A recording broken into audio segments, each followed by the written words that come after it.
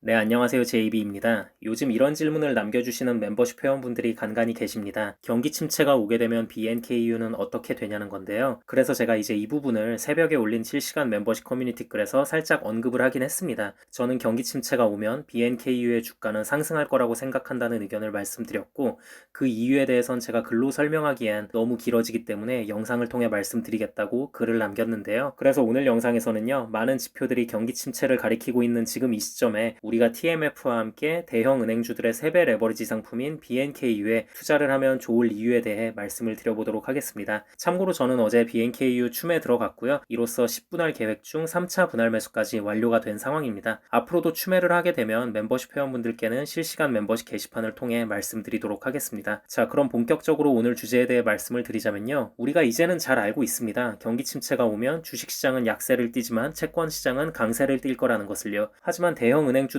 구성되어 있는 BNKU가 왜 경기 침체에도 강세를 띨 거라고 생각하냐? 아무래도 기업들이 어려워지면 은행도 같이 안 좋아지지 않겠냐라고 생각들을 하실 수 있을 것 같은데요. 네, 이 부분도 상당히 일리 있는 주장입니다. 그런데 저는 조금 다른 관점에서 BNKU를 바라보고자 하는데요. 여러분, 지금 은행주들이 심지어 탄탄한 대형 은행주들까지 싸잡혀서 이렇게 말도 못할 역대급 폭락을 맞고 있는 이유가 뭘까요? 바로 금융 시스템이 혹시 무너질지도 모른다는 불안함 때문입니다. 사실 이게 그래요. 실리콘밸리 은행 같은 중소형 은행들의 유동성 문제로 인해 현 상황이 도미노처럼 퍼져나가고 파산하는 은행들이 계속 생겨나고 있지만 사실 이게 대형 은행주들 주가까지 이렇게 싸잡혀서 폭락할 건 아니거든요. 자, 그럼 여기서 우리가 한번 생각을 해보자고요. 그럼 왜 갑자기 중소형 은행들이 이렇게 어려움을 겪고 파산을 하고 있나요? 이것의 근본적인 원인이 뭔가요? 네, 이쯤 얘기하면 이미 제가 최종적으로 무슨 얘기를 할지 눈치채신 분들도 많이 계실 것 같은데요. 바로 연준의 고금리 통화정책 때문입니다. 고금리 통화정책 때문에 미국의 채권 가격이 대폭락을 하게 됐고 당연히 채권은 폭락할 리 없겠지. 어떤 경우에도 강력한 안전자산이겠지 하고서 채권을 높은 비율로 들고 있던 은행들이 지금 어려움을 겪고 있는 거잖아요. 그럼 더 나아가서 이번에도 뻔한 질문을 한번 드려볼게요. 연준이 이렇게 고금리를 유지할 수밖에 없는 이유는 뭔가요? 그렇죠. 인플레이션.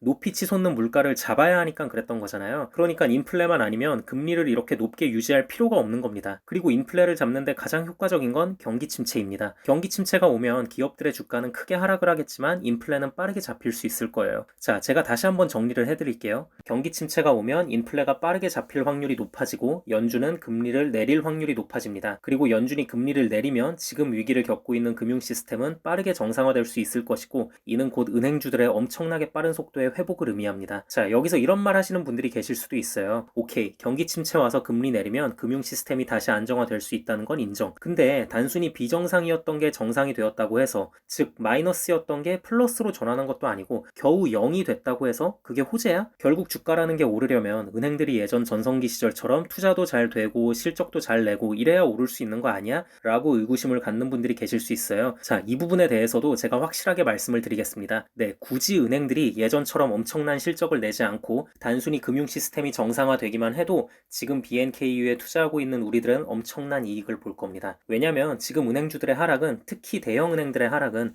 실적이 박살나서 하락하고 있는 게 아니에요. 지금이 실적 시즌인가요? 아니죠. 근데도 그냥 하락하고 있는 겁니다. 오로지 금융 시스템에 대한 불신과 의심 때문에 이렇게까지 하락을 하고 있는 거라고요. 그러니까 이런 상황에선 금융 시스템에 대한 불안함만 해소가 된다면 그것 때문에 하락한 것만큼의 주가는 순식간에 회복을 시킬 수 있다는 거죠. 솔직히 우리들 중에 BNKU를 예전부터 들고 있었던 분들이 얼마나 있겠습니까? 다들 이번에 엄청난 폭락 이후에 들어오신 분들일 거잖아요. 무슨 완전 최고점 막 작년 1월에 들어가서 평단이 70달러가 넘고 이런 분들은 없으실 거잖아요. 기껏해야 다들 평단이 14에서 16 사이들이실 텐데 겁날 게 뭐가 있냐는 거죠.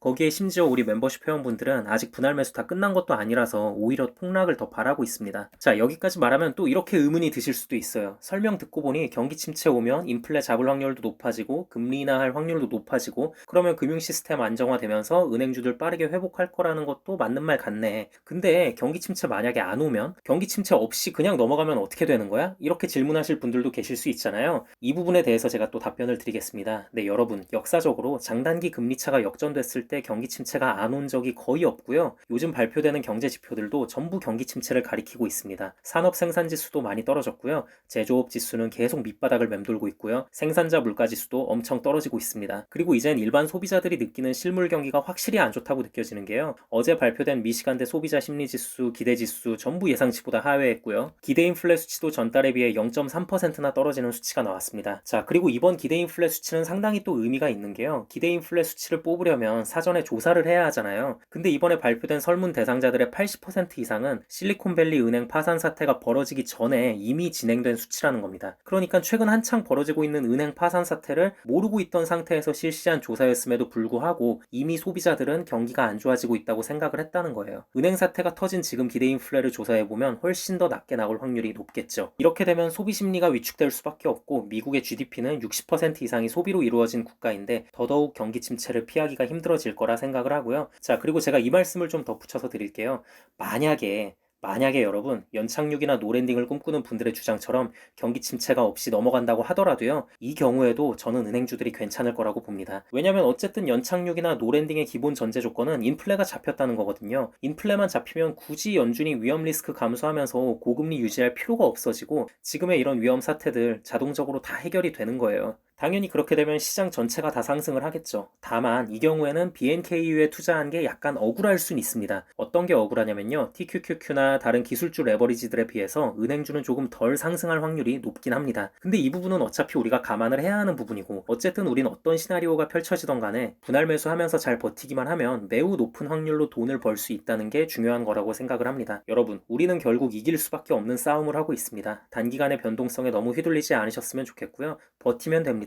시간은 우리 편입니다. 그럼 앞으로도 저는 추가 매수 들어갈 때마다 멤버십 회원분들께는 실시간 멤버십 게시판을 통해 말씀드리도록 하겠습니다. 네, 그럼 오늘 영상은 여기까지 하도록 하고요. 오늘도 새롭게 멤버십 가입해주신 분들이 많이 계셔서 감사 인사드리고 마무리하도록 하겠습니다. 이민동님 맥도날드 멤버십 가입 감사드립니다. 신드래곤님 맥도날드 멤버십 가입 감사드립니다. 이재환님 맥도날드 멤버십 가입 감사드립니다. 김민근님 맥도날드 멤버십 가입 감사드립니다. 조엘님 맥도날드 멤버십으로 업그레이드 감사드립니다. 여인규님 맥도날드 멤버십 가입 감사드립니다. 빛OS님 맥도날드 멤버십 가입 감사드립니다. 김경성님 맥도날드 멤버십 가입 감사드립니다.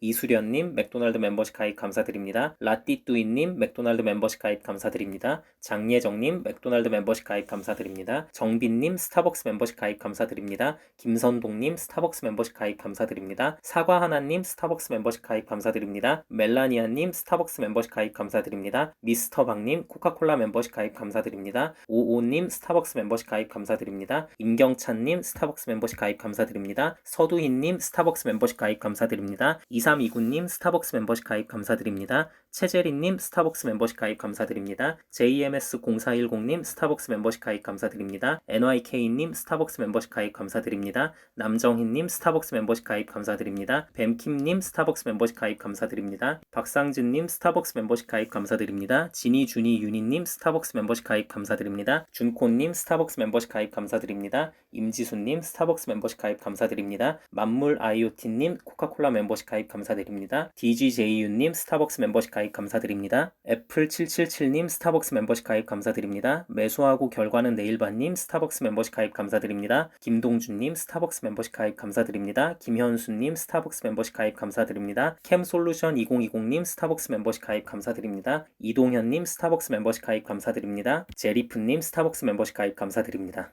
멤버십 가입을 해주신 모든 분들께 깊은 감사드립니다. 멤버십 가입을 하시면 제가 조회수에 신경 쓰지 않고 좀 더 편하게 이런저런 시장 상황에 대해 말하는 영상들을 보실 수 있고요. 스타벅스 멤버십 이상부터는 제가 커뮤니티 게시판에 그때그때 중요한 사안들이 있을 때 실시간으로 올리는 글들을 보실 수 있으니 많은 관심 부탁드립니다. 그리고 마지막으로 귀한 시간 내어 제 영상을 봐주시고 응원의 댓글까지 남겨주시는 모든 구독자분들께도 깊은 감사드립니다. 앞으로도 단 한 명의 낙오자 없이 모든 구독자분들의 장기 투자 성공을 위한 멘탈 케어 영상 제작에 온 힘을 다하겠습니다. 감사합니다.